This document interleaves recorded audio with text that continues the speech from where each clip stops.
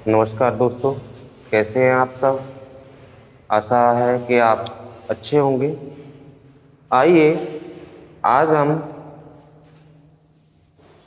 आपके लिए लेके आए हैं क्लास 12 की फिजिक्स। और इस वीडियो से हम आपके लिए जो आपकी पहली यूनिट है उसमें हम पढ़ेंगे और इस यूनिट की जीरो से स्टार्टिंग करेंगे। ठीक है ना। तो देखिए, जो आपकी पहली यूनिट है उसका नाम है वैद्युत आवेश तथा क्षेत्र। क्या है? वैद्युत आवेश तथा क्षेत्र। ये हमारी पहली यूनिट कौन सी है? पहली यूनिट। इस यूनिट को हम पढ़ेंगे, समझेंगे। पहले हम फिजिक्स को पढ़ने जा रहे हैं, अर्थात भौतिक विज्ञान को पढ़ने जा रहे हैं। तो इसमें जो आपकी पहली यूनिट है वैद्युत आवेश तथा क्षेत्र है, तो सबसे पहले हम वैद्युत हेडिंग लगाएंगे, वैद्युत या विद्युत।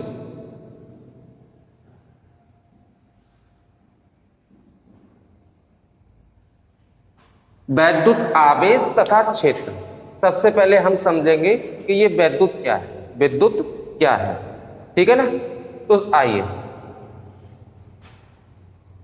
भौतिक विज्ञान की वह शाखा जिसके अंतर्गत हम वैद्युत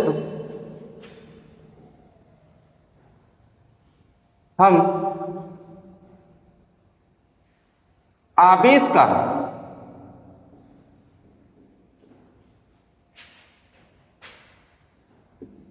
अध्ययन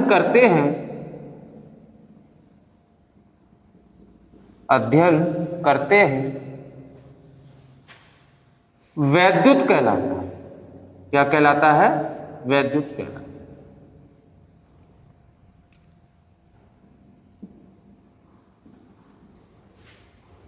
वैद्युत को हमने लिखा है भौतिक विज्ञान की वह शाखा जिसके अंतर्गत हम आवेश का अध्ययन करेंगे, यानी जिस शाखा के अंतर्गत आवेश का अध्ययन किया जाता है वह शाखा विद्युत कहलाती है। क्या कहलाती है? विद्युत कहलाती है। अब समझेंगे विद्युत। विद्युत हमारी दो यूनिटों में डिवाइड है। आपके सिलेबस में दो यूनिटों में डिवाइड है।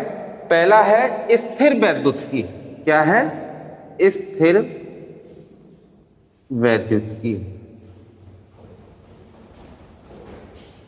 जिसको हम कहते हैं अंग्रेजी में इलेक्ट्रोस्टैटिक्स। दूसरा है आपका वैद्युत चालन। क्या है? वैद्युत चालन। पहली है आपकी स्थिर वैद्युत की और दूसरा है वैद्युत चालन, जिसको हम कहते हैं इलेक्ट्रिक करंट। क्या कहते हैं? Electric current. आइए इसके आगे अब हम पढ़ेंगे आवेशन। क्या पढ़ेंगे? आवेशन, जिसको अंग्रेजी में कहते हैं चार्जिंग। ये आवेशन मतलब चार्जिंग क्या होता है? तो देखेंगे आवेशन, जिसकी परिभाषा है कि जब दो वस्तुओं को, जब दो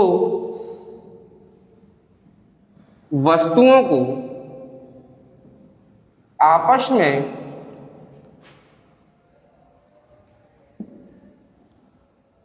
रगड़ा जाता है तो एक वस्तु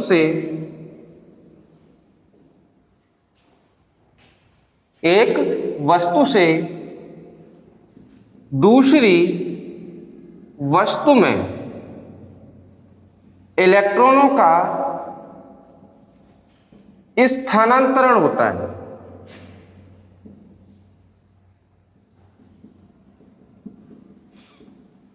यह घटना आवेशन कहलाती है। क्या कहलाती है? आवेशन कहलाती है। क्या परिभाषा है? जब दो वस्तुओं को, मान लीजिए एक वस्तु ये है, दूसरी वस्तु ये है, जब इन दो वस्तुओं को आपस में हम रगड़ेंगे तो यह घटना क्या कहलाएगी? रगड़ेंगे तो एक वस्तु से इलेक्ट्रॉन दूसरी वस्तु में जाएंगे, स्थानांतरित होंगे। तो ये जो घटना है इलेक्ट्रॉनों का स्थानांतरण है। एक वस्तु से इलेक्ट्रॉन जब दूसरी वस्तु में जा रहे हैं, स्थानांतरण हो रहे हैं, तो ये जो घटना है वो आवेशन कहलाती है। क्या कहलाती है? आवेशन कहलाती है। अब इसके आगे हम समझेंगे, इसको थोड़ा साफ कर लेते हैं।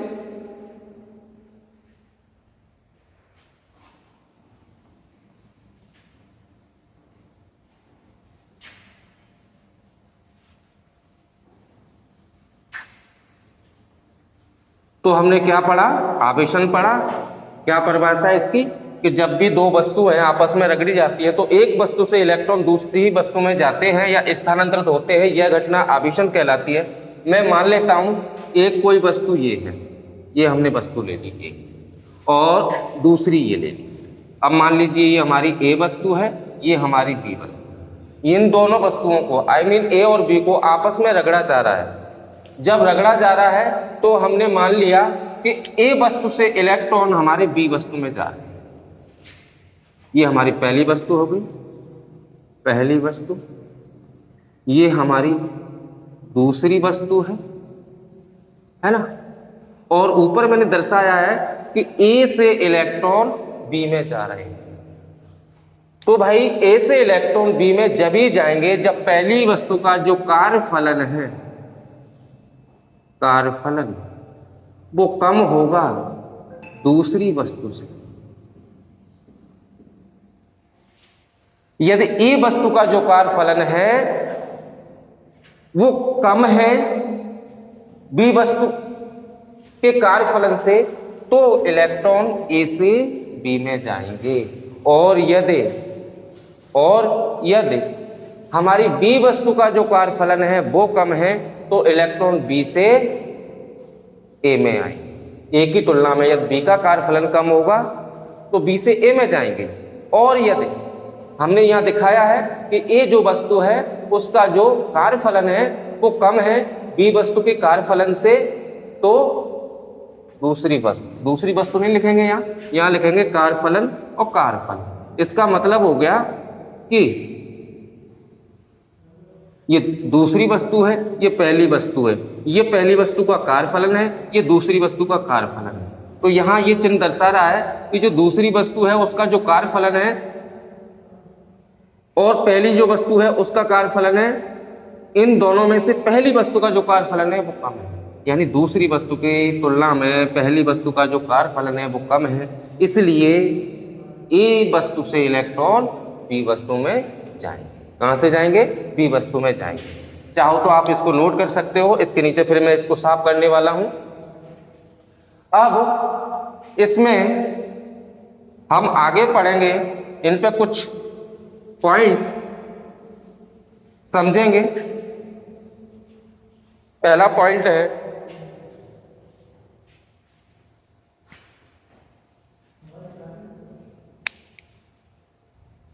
इलेक्ट्रॉन दोनों वस्तुओं में से इलेक्ट्रॉन दोनों वस्तुओं में से उस वस्तु से निकलेगा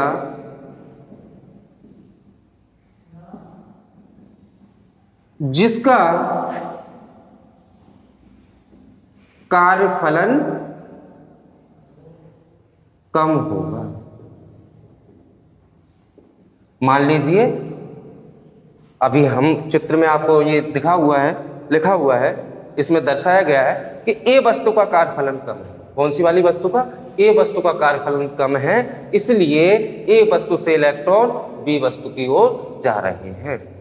वही हमने यहां लिखा पॉइंट में, इलेक्ट्रॉन दोनों वस्तुओं में से उस वस्तु से निकलेंगे जिसका कार्यफलन कम होगा। फाइनली हम कहना चाहेंगे यहाँ ए वस्तु का कार्यफलन कम दर्शाया है, इसलिए ए से निकल करके इलेक्ट्रॉन बी में जा रहे हैं। यदि बी वस्तु का कार्यफलन कम होगा तो बी से चल करके ए पर पहुंचे। ठीक है ना। इसके आगे दूसरा पॉइंट देखेंगे। दूसरा पॉइंट है हमारा इलेक्ट्रॉन जिस वस्तु से निकलेगा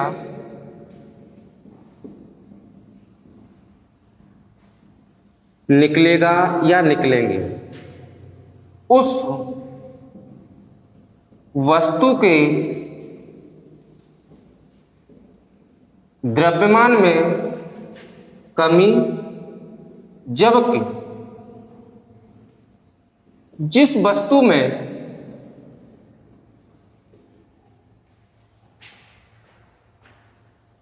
प्रवेश करेगा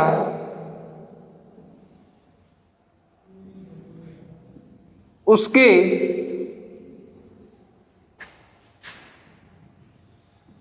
द्रव्यमान में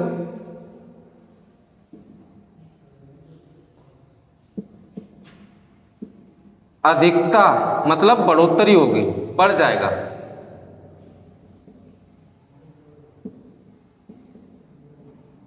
क्या समझे इस पॉइंट में कि दो वस्तुओं में से, ये तो हमें पता ही है कि इलेक्ट्रॉन किसी एक वस्तु से निकलेंगे, तो जिस वस्तु से इलेक्ट्रॉन निकलेंगे उसके द्रव्यमान में क्या होगी? कमी होगी। जबकि जिस वस्तु में प्रवेश करेंगे उस वस्तु के द्रव्यमान में बढ़ोतरी होगी। ठीक है ना। आइए अब इसके आगे हम देखेंगे आवेश। हेडिंग लगाएंगे आवेश।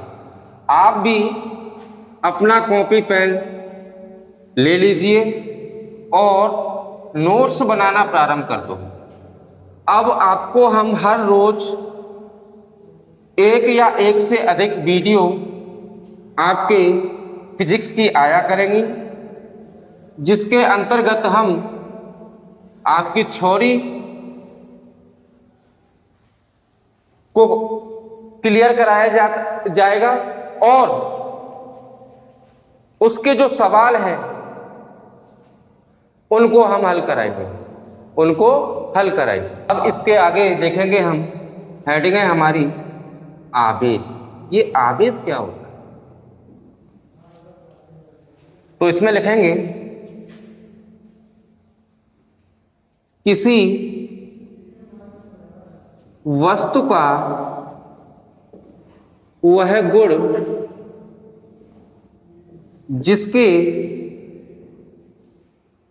कारण वस्तु किसी दूसरी वस्तु को आकर्षित या प्रतिकर्षित करती है, आवेश कहलाता है। क्या कहलाता है? आवेश कहलाता है। तो क्या समझे? किसी वस्तु का वह गुण जिसके कारण कोई वस्तु किसी दूसरी वस्तु को अपनी ओर या तो आकर्षित करती है या प्रतिकर्षित करती है। तो ये आकर्षित होना या प्रतिकर्षित करना, यही जो गुण है वस्तु का, वो हमारा आवेश कहलाता है। क्या कहलाएगा? आवेश कहलाएगा। अब आवेश हमारे दो प्रकार के होते हैं, आपने पढ़ा है, धन और ऋण। मान लीजिए धन है या ऋण ऋण है तो उनके बीच में क्या होगा, प्रतिकर्षण होगा। जबकि अपोजिट है, प्लस है, माइनस है या धन ऋण है तो उनके बीच में आकर्षण होगा, या उसको आकर्षित करेगी या उसको प्रतिकर्षित करेगी। तो आवेश के बारे में और समझेंगे। इसका पहला पॉइंट है, पॉइंट में लिख लें, इसे क्यू से प्रदर्शित करते हैं।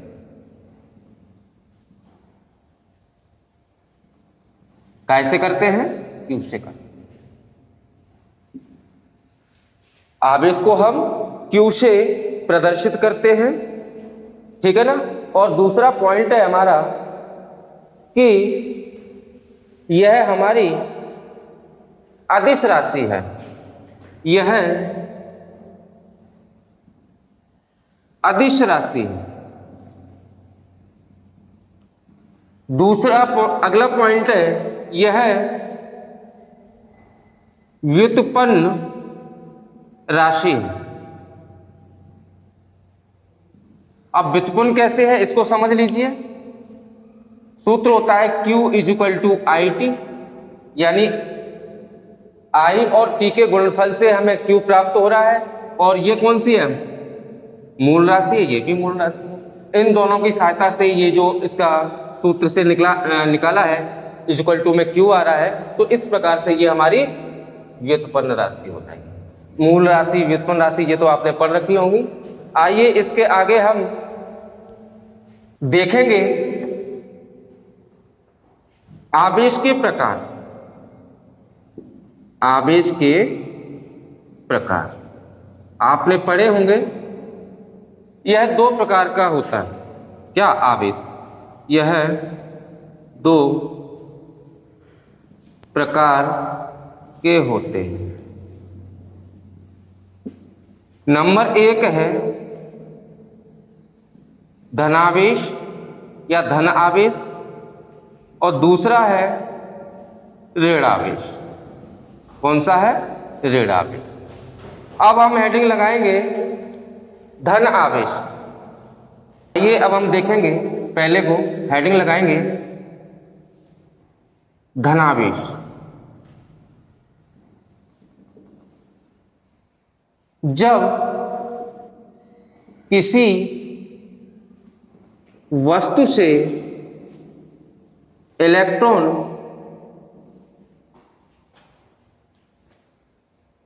निकलते हैं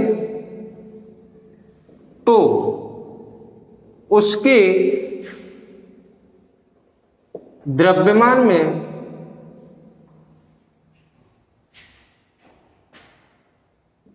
कमी हो जाती है।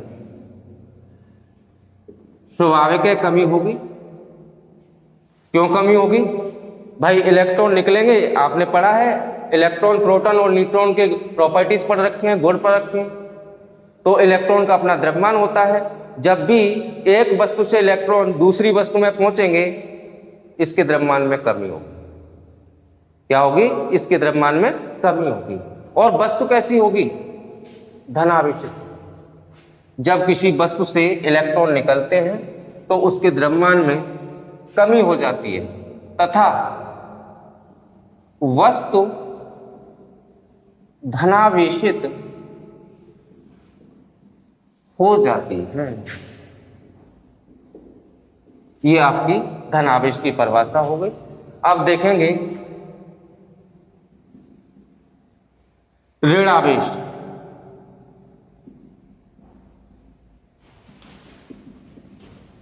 जब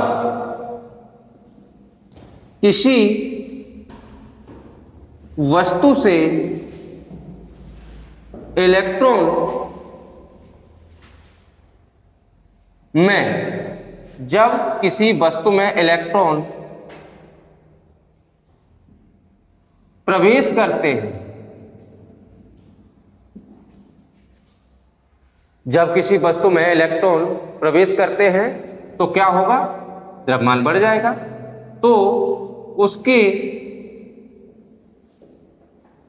द्रव्यमान में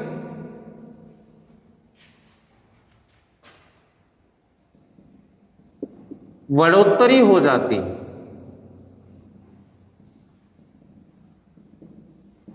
और वह वस्तु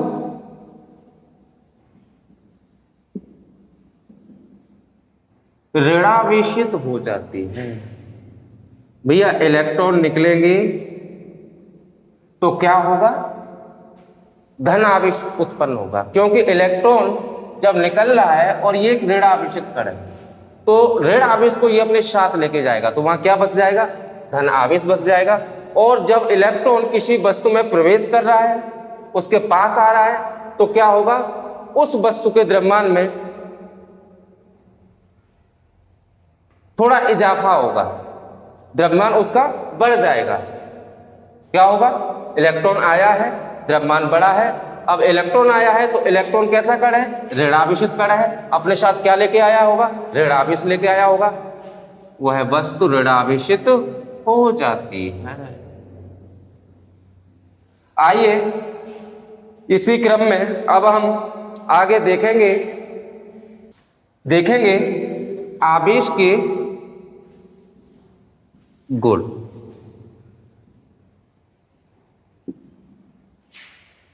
जिसका पहला गुण है, बिना द्रव्यमान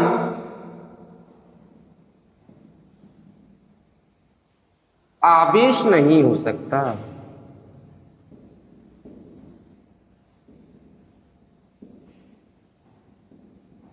ठीक है ना, अगर द्रव्यमान है तभी आवेश होगा, द्रव्यमान नहीं है तो आवेश नहीं होगा। दूसरा है कि एक ही प्रकार के या कहो समान प्रकार के आवेशों के बीच में प्रतिकर्षण होगा तथा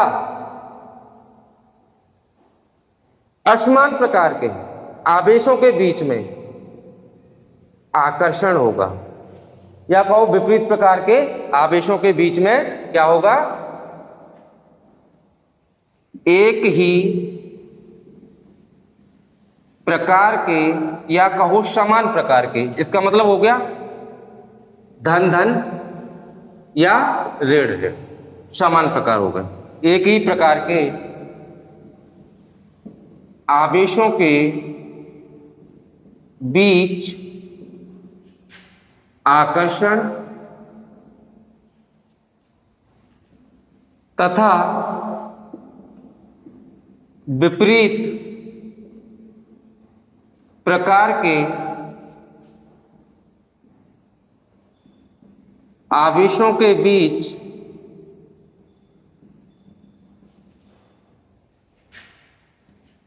एक ही प्रकार के आवेशों के बीच आकर्षण नहीं, गलत लिखा हुआ है, प्रतिकर्षण होता है भैया, कहां ध्यान चला गया। एक ही प्रकार के आवेशों के बीच में क्या होता है, प्रतिकर्षण होता है, जबकि विपरीत प्रकार के आवेशों के बीच में आकर्षण होता है।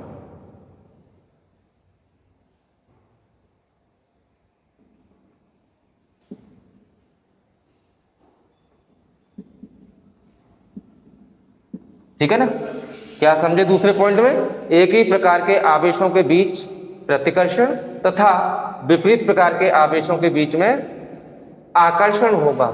मान लीजिए प्लस प्लस, इनके बीच में क्या होगा, प्रतिकर्षण, है ना, माइनस माइनस, इनके बीच में क्या होगा, प्रतिकर्षण होगा। ये दोनों प्रतिकर्षण कर रहे होंगे, जबकि प्लस माइनस या माइनस प्लस, इन दोनों के बीच में आकर्षण, क्या होगा, आकर्षण। ठीक है ना। अब इसके आगे हम देखेंगे आवेश के मात्रक। ठीक है ना, अभी हमने सूत्र बताया था Q = IT, यानी कि हमारी धारा और समय। धारा का मात्रक होता है एम्पियर, समय का होता है सेकंड। इस प्रकार से इसका पहला मात्रक हो जाएगा एम्पियर इंटू सेकंड। और इसका ये जो एम्पियर इंटू सेकंड है ये एमकेएस पद्धति में होगा। किसमें होगा? एमकेएस पद्धति में होगा। इसका दूसरा जो मात्रक है वो होगा कूलम। क्या होगा? कूलम। और ये जो कूलम है ये हमारा सीजीएस पद्धति में होगा। हमारी 3 पद्धतियां होती हैं, एमकेएस, सीजीएस, तीसरी होती है एफपीएस। ठीक है ना? तो एम्पियर इंटू सेकंड है वो एमकेएस प्रणाली में है, जबकि कूलम है वो सीजीएस प्रणाली में है। इसका अगला मात्रक होता है ईएसयू। एक और इसका मात्रक होता है फ्रैंकलिन। ठीक है ना? इसका तीसरा मात्रक क्या होता है? ईएसयू होता है। इसका अगला मात्रक होता है फ्रैंकलिन। ठीक है ना?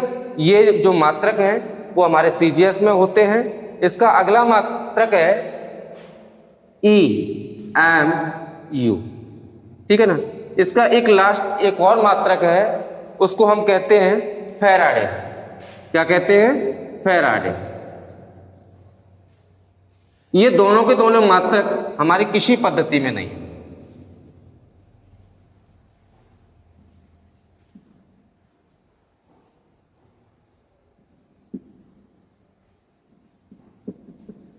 ठीक है ना? तो क्या समझे? जो एम्पियर इंटू सेकंड है ये एमकेएस में है, और कूलम, ईएसयू, फ्रैंकलिन ये तीनों के तीनों हमारे सीजीएस में है। और इसके अन्य 2 मात्रक और हैं, ईएमयू और फैराडे भी इसके मात्रक है, जो कि किसी पद्धति में नहीं होते। आइए इसके आगे अब हम देखेंगे, नोट पॉइंट लगाएंगे। इसको जरा मैं साफ कर लेता हूं, तब तक आप चाहो तो इसको नोट कर लो। ठीक है ना? इसको साफ करते हैं, फिर उसके बाद देखते हैं।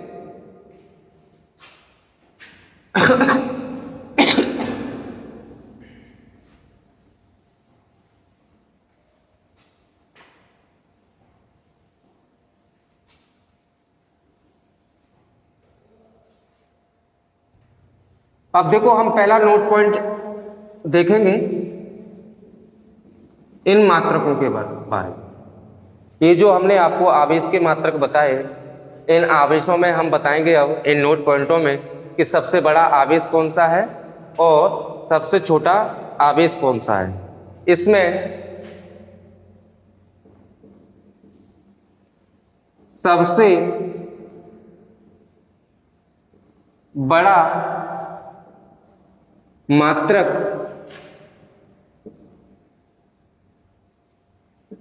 फैराडे है। कौन सा है? फैराडे है। और एक फैराडे बराबर जो होता है, एक फैराडे बराबर होता है हमारा 965 और 000 कूलम। ठीक है ना? सबसे बड़ा मात्रक कौन सा है? फैराडे है। फैराडे और कूलम का क्या संबंध है? एक फैराडे बराबर 965,000 कूलम होता है। अब सबसे बड़ा मात्रक फैराडे है तो इसका सबसे छोटा मात्रक भी होगा। दूसरे नोट पॉइंट में लिखेंगे, आवेश का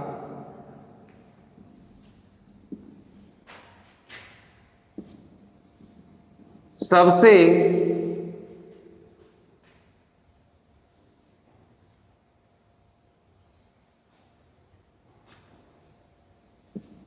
छोटा मात्रक ईएसयू होता है। सबसे बड़ा फैराडे और सबसे छोटा ईएसयू होता है। आइए इसके आगे अब हम देखेंगे मूल आवेश। हेडिंग लगाएंगे मूल आवेश। इसकी परिभाषा लिखेंगे,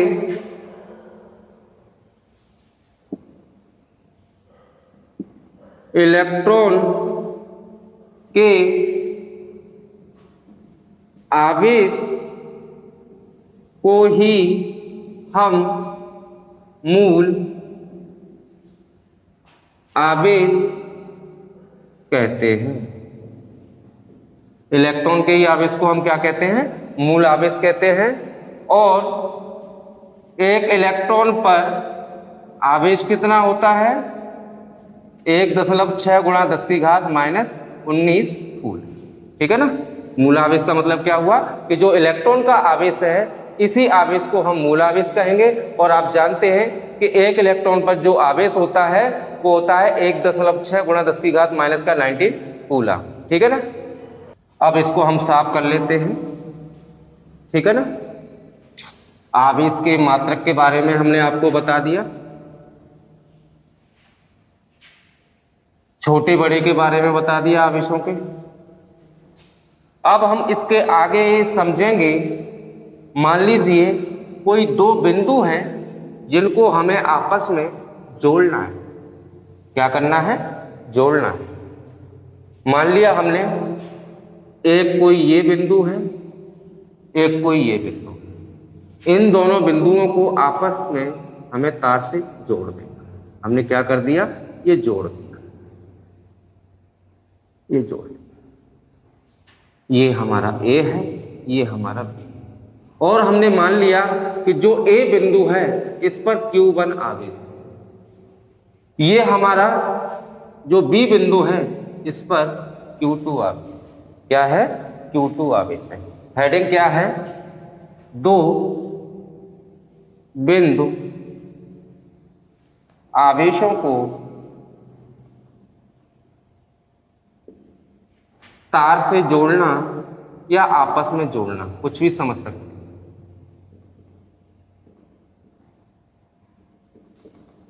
ठीक है ना? चाहो तो आप ऐसे भी लिख सकते हैं, माना दो बिंदु या दो वस्तु ए व बी है जिन पर आवेश Q1 Q2 है और इनका संबंध एक तार से कर दिया गया है या ए और बी को परस्पर एक तार से जोड़ दिया गया है। ठीक है ना? तो इसके आगे हम देखेंगे जोड़ने के बाद, जोड़ने के बाद बिंदु ए पर या वस्तु ए पर, अगर वस्तु लेते हैं तो वस्तु बोल देंगे, कुल आवेश क्या होगा? ए पर कितना है? Q1 है। बी पर कितना है? Q2 है। दोनों को आपस में जोड़ दें। दो वस्तुओं से मिला है या दो बिंदुओं से मिला है, दो का भाग दे देंगे। जोड़ने के बाद बी पर या बिंदु बी पर कुल आवेश, यहां बिंदु लिख दीजिए, यहां भी लिख दीजिए बिंदु बी पर कुल आवेश कितना होगा? उतना ही होगा जितना ए पर होगा, Q1 प्लस Q2 बट्टे 2। इसको समझे कैसे? एक सवाल देखेंगे।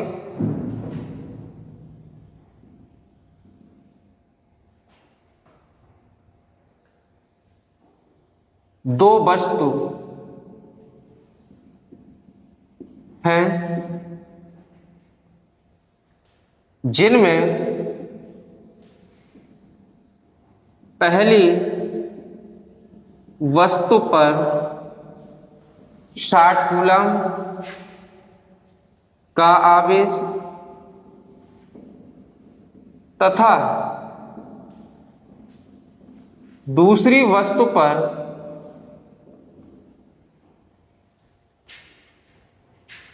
40 कूलम का आवेश है।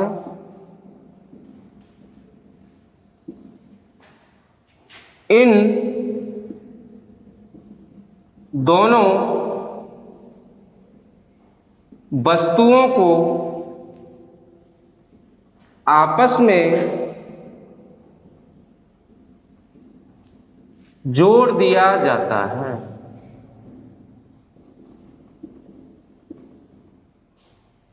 इन दोनों वस्तुओं को आपस में जोड़ दिया जाता है तो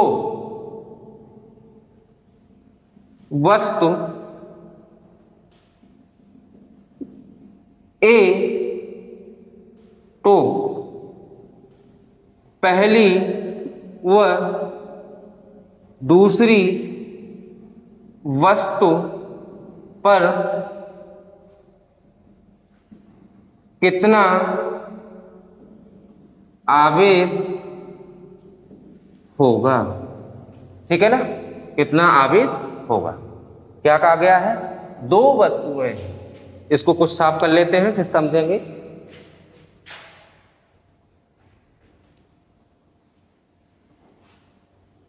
दो वस्तुएं हैं जिनमें से एक पर 60 कूलाम का आवेश है, दूसरे पर 40 कूलाम का आवेश है। कितने का है, 40 कूलाम का आवेश है। मान लो ये हमारी पहली वस्तु है, ये हो गई पहली वस्तु, और ये हमारी हो गई दूसरी वस्तु। इनको हमने आपस में एक तार से जोड़ दिया। पहली वस्तु पर कितना आवेश बताया जा रहा है, 60 कूलाम का है, दूसरी पर 40 कूलाम का है।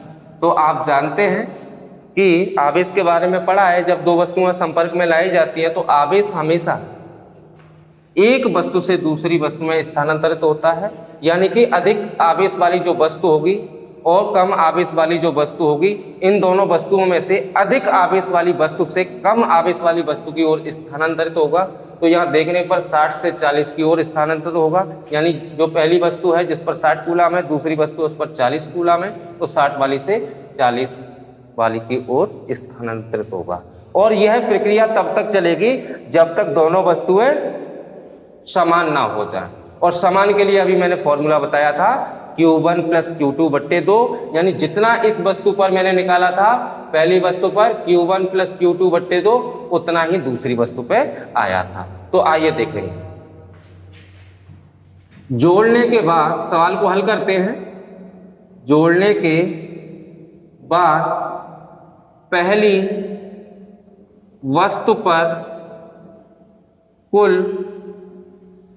आवेश, सूत्र होता है Q1 + Q2 / 2, अर्थात पहली वस्तु का कुल आवेश प्लस दूसरी वस्तु का कुल आवेश।